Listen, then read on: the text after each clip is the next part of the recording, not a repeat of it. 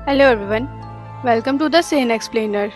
दोस्तों, नेटफ्लिक्स पर रिलीज हुआ है स्ट्रेंजर थिंग्स का सीजन 5 एंड आई होप कि आप सभी ने वो देख ही लिया होगा। ये वाला सीजन पिछले सभी सीजन से ज़्यादा इंगेजिंग था और बहुत सारे न्यू ट्विस्ट लेके आया।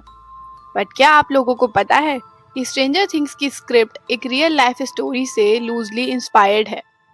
कहा जाता है कि स्ट्रेंजर थिंग्स की स्टोरी CIA के द्वारा चलाए गए कुछ सीक्रेट एक्सपेरिमेंट्स जैसे प्रोजेक्ट एम के अल्ट्रा और मॉन्टॉक प्रोजेक्ट पर बेस्ड है।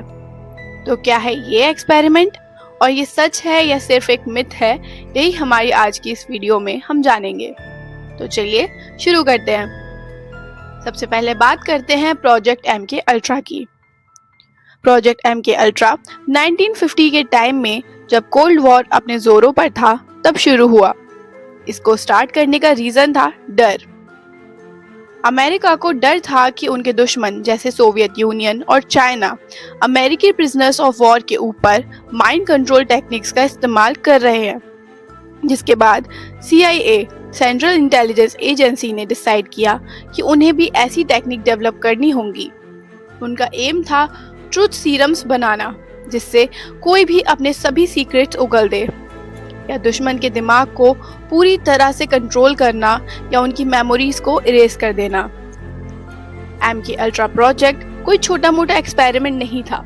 ये एक बहुत बड़ा और सीक्रेट ऑपरेशन था जिसमें 80 से ज़्यादा संस्थाएं शामिल थीं, जैसे कि कॉलेज, हॉस्पिटल्स, जेलें और फार्मा कंपनियां। और इन प्रयोगों में जो तरीके इस्तेमाल किए गए वो अनइमेजिनेबल थे। सबसे पहला LSD और ड्रग्स का यूज़। CIA ने बड़े स्केल पर LSD और कई दूसरी दवाइयों का यूज़ किया। ये ड्रग्स लोगों को बिना बताए दिए जाते थे, जिससे कि मेंटल पेशेंट, कैदी और यहाँ तक कि आम नागरिकों को भी। वो देखना चाहते थे कि ड्रग्स के असर में इंसान का दिमाग कितनी जल्दी टूटता है और वो कब कंट्रोल में आता है। दूसरा था मेंटल टॉर्चर। LSD के साथ साथ लोगों को भयानक साइकोलॉजिकल टॉर्चर किया जाता था। इसमें इलेक्ट्रिक शॉक देना, नींद की कमी यानी कि स्लीप डिप्राइवेशन और घंटों तक अकेले एक अंधेरे कमरे में बंद रखना शामिल था। उनका एम था किसी इंसान की आइडेंटिटी को मिटा देना और उसकी जगह एक नई CIA कंट्रोल्ड पहचान बनाना। इन प्रयोगों के शिकार न केवल सीक्रेट एजेंट्स थे, बल्कि लाखों निर्दोष लोग थे जिन्हें जबरदस्ती इस प्रोजेक्ट का हिस्सा बनाया गया। डॉक्टर फ्रैंक ओलेंस उन्हीं विक्टिम्स में से एक फेमस साइंटिस्ट थे जिन्हें LSD दिए जाने के बाद उनकी मौत हो गई। CIA ने इसे सुसाइड बताया, लेकिन सालों बाद उनके परिवार ने आरोप लगाया कि उन्हें मारा गया था ताकि वो इस प्रोजेक्ट के राज न खोल दें। 1970 के टाइम में CIA के निदेशक रिचर्ड हेम्स ने सबूत मिटाने की कोशिश की, लेकिन 1975 में सीनेट की चर्च कमेटी के इन्वेस्टिगेशन के दौरान इस प्रोजेक्ट के कुछ भयानक राज बाहर आए। अब जानते हैं इसका एंड और इम्पैक्ट। भारी डिबेट और जनता के दबाव के बाद प्रोजेक्ट एम के अल्ट्रा को ऑफिशियली बंद कर दिया गया। ऑल्दो यह अभी भी क्लियर नहीं है कि इस प्रोजेक्ट के चलते डेवलप की गई सभी तकनीकें और ड्रग्स डिस्पोज कर दी गई हैं या नहीं। इस प्रोजेक्ट ने अमेरिकन गवर्नमेंट और सीक्रेट एजेंसी से लोगों का ट्रस्ट खत्म कर दिया। आज तक कई विक्टिम्स और उनकी फैमिली CIA से कंपनसेशन के लिए लंबी कानूनी लड़ाई लड़ रहे हैं। ये था प्रोजेक्ट एम के अल्ट्रा। अब बात करते हैं मॉन्टॉक प्रोजेक्ट की। तो ओरिजिन और लोकेशन। ये कहानी शुरू होती है 1980 के टाइम में न्यूयॉर्क के एक छोटे से शहर मॉन्टॉक से। यहाँ पर एक पुराना एयरफोर्स स्टेशन हुआ करता था जिसे कैंप हीरो कहा जाता था। गवर्नमेंट के अकॉर्डिंग 1980 के टाइम में इसको बंद कर दिया गया, लेकिन कहानियों के अकॉर्डिंग एक्चुअल एक्सपेरिमेंट्स इसके नीचे बने अंडरग्राउंड बंकर्स में हुआ करते थे। क्या था ये प्रोजेक्ट? तो मॉन्टॉक प्रोजेक्ट एक नहीं बल्कि कई सीक्रेट गवर्नमेंट एक्सपेरिमेंट्स की एक चेन है। इस बात का सबसे पहले पता प्रिस्टिन निकोल्स और अल बिरेक जैसे लोगों ने अपनी किताबों और दावों के जरिए सामने रखा। उनके अकॉर्डिंग इस बेस पर कई भयानक और अनयूजुअल एक्सपेरिमेंट्स किए गए। प्रयोगकर्ताओं ने बच्चों और बेघर लोगों को अगवा करके उनके ऊपर मानसिक नियंत्रण यानी कि माइंड कंट्रोल और साइकोलॉजिकल वॉरफेयर टेक्निक्स डेवलप करने के लिए एक्सपेरिमेंट्स किए।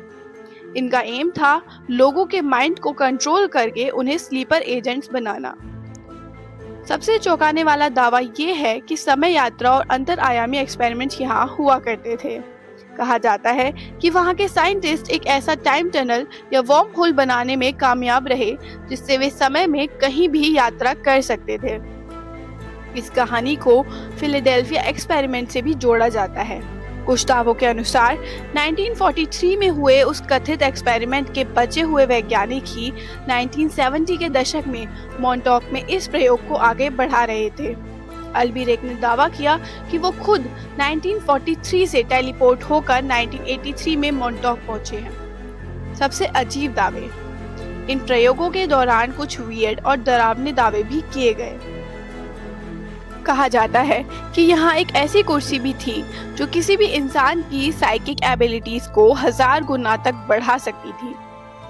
कई बच्चों को अगवा किया गया, उन पर भयानक मानसिक और शारीरिक अत्याचार किए गए ताकि उनकी मानसिक शक्तियों का इस्तेमाल किया जा सके।